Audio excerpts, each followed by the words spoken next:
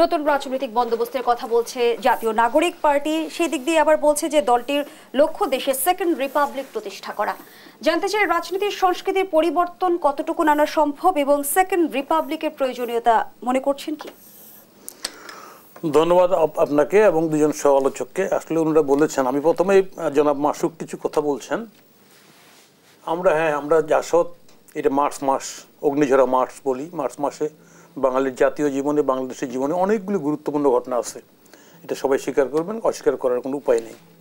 আমি সেদিকে যাচ্ছি না। আমি বলছি যে জাসদ যে দলটা দেশ স্বাধীনের পরে আত্মপ্রকাশ করেছিল, সেটা ধারাবাহিক একটা প্রেক্ষিতে আসতে বললে অনেক দূর বলতে হবে আমাদেরকে, তাই না? বাঙালি জাতীয় আন্দোলনের সেই আমাদের সেই স্লোগান পদ্মা মেঘনা যমুনা তোমার আমার ঠিকানা ইত্যাদি ইত্যাদি। তারপর মুক্তিযুদ্ধ, দেশ স্বাধীনের পরে আমরা ক্ষমতায় যিনি ছিলেন বঙ্গবন্ধু শেখ মুজিবুর, আমরা আশা করেছিলাম যে স্বাধীন দেশে এত লক্ষ লোকের প্রাণের বিনিময়ে যে দেশটা আসলো, সেই দেশে নতুন আইন কানুন হবে, নতুন সমাজ হবে, নতুন রাষ্ট্র কাঠামো হবে, তাই না? কিন্তু সেটা ভ্রুক্ষেপ না করে উনি পুরাতন কাঠামো দিয়ে দেশটাকে চালানোর চেষ্টা করলেন। এবং সেই সময় আমরা একটা বিদ্রোহ করেছিলাম, ছাত্রলীগ। আমরা বিপ্লব সামাজিক বিপ্লব স্লোগান দিয়ে আমরা পল্টন থেকে বেরিয়ে আমরা পরে অক্টোবর মাসে দল গঠন করি। সাথী ভাই মাসুক বলেছেন, তাই না, যে আগাইতে পারেন এই দলটা। আসলে এটা ঠিক, ওনার দৃষ্টিতে আগাইতে পারেন। আমরা বলছি যে প্রথম আমরা বাংলাদেশে প্রথম রাজনৈতিক দল হিসেবে জাসদ সেই সময় ক্ষমতার সঙ্গে থেকে রাজনীতি করতে চায়নি, ক্ষমতার বাইরে জনগণের পক্ষে থেকে রাজনীতি করার এটা দৃষ্টান্ত স্থাপন করেছে। আপনি দেখবেন, এবং দলটার নাম ছিল জাতীয় সমাজতান্ত্রিক দল। অনেক ভুল ভ্রান্তি সবাই বলে জাতীয়, কিন্তু এরপরে যে দলটা সেনাবাহিনীর গহ্বরে জন্ম করলো সেটাও জাতীয় নাম রাখলো, জাতীয়তাবাদী দল। জাতীয়টা রাখলোই, আমাদের সেখানে নামটা রাখলো, এরপরে জাতীয় পার্টি ওটাও জাতীয় রাখলো, এরপরে ইনারা এটাও জাতীয় রাখলো। মানে আমি বলতে চাচ্ছি, আমাদের ক্ষমতায় হয়তো এবার আরণ হয় নাই, কিন্তু আমাদের রাজনৈতিক পথটা এই যে সরকারের সমস্ত কথা না বলার এই যে দেশ স্বাধীনের পরে এটা আমরাই স্থাপন করেছি। এবং ক্ষমতায় না থেকে আমি বর্তমান দলকে আমি অবশ্যই অভিনন্দিত করি।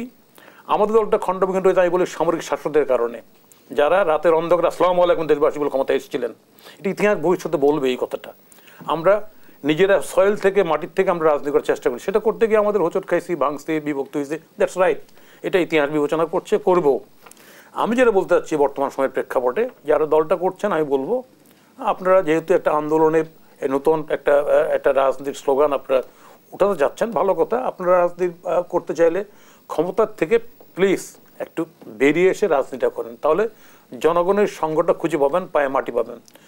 যদি ক্ষমতায় থেকে দল গঠন করতে চান, তাই না, তাহলে যে লাউ সেই কদু, এটা সবসময় প্রতিরোধের সম্মুখীন হবেন এবং ভালো কিছু আশা করতে পারবেন না। আমি সেই কারণে বলবো, আমি আবারও বলি, আপনাদের এখনও ঘোষণাপত্র কর্মসূচি মাঠে আসেনি, কিছু কথা বলেছেন আপনারা, সেটা যথেষ্ট দল করার ক্ষেত্রে। আপনারা যদি মাঠে আসেন, অপরাপর দলগুলি যারা এই যে বললো সেলিম ভাই, তাই না, অসংখ্য দল বা কম দল মাঠে বহুদিন ধরে ক্রিয়াশীল আছে। নতুন অনেক দল হচ্ছে এই সময়, আমি দেখছি প্রতিদিন দল গঠন হচ্ছে, এখানটায় অনেকগুলো দল হয়ে গেছে। আপনার দলটা ক্ষমতার কারণে, বিলসিংয়ের কারণে অনেক কথাটা চলে আসছে যে আপনারা একটু বড় সমাবেশ করতে পেরেছেন, এটাই চূড়ান্ত না। আমি বলছি যে যদি সত্যি সত্যি রাজনীতি করার আকাঙ্ক্ষা থেকে থাকে, তাই না, তাহলে ক্ষমতার সঙ্গ থেকে না, জনগণের সঙ্গে থেকে রাজনীতিটা শুরু করুন। তাহলেই জনগণও আজকে এই আন্দোলনের যে আকাঙ্ক্ষা, এই স্বৈরাচারী শেখ হাসিনার বিদায়ের পর জনমনে যে আকাঙ্ক্ষা তৈরি হয়েছে, সেই আকাঙ্ক্ষাটা পূরণ করতে সহায়তা করতে পারবেন, রাজনৈতিক দল হিসাবে এগিয়ে যেতে পারবেন। আর যদি ক্ষমতার সঙ্গে থেকে থাকেন, তাই না, তাহলে যে বদনামগুলি ক্ষমতার থাকে, এগুলো কিন্তু অলরেডি শুরু হয়ে গেছে, তাই না, এর কালিমাটা আপনাদের উপর পড়বে এবং সেই কালিমায় ভালো কিছু করতে পারবেন না।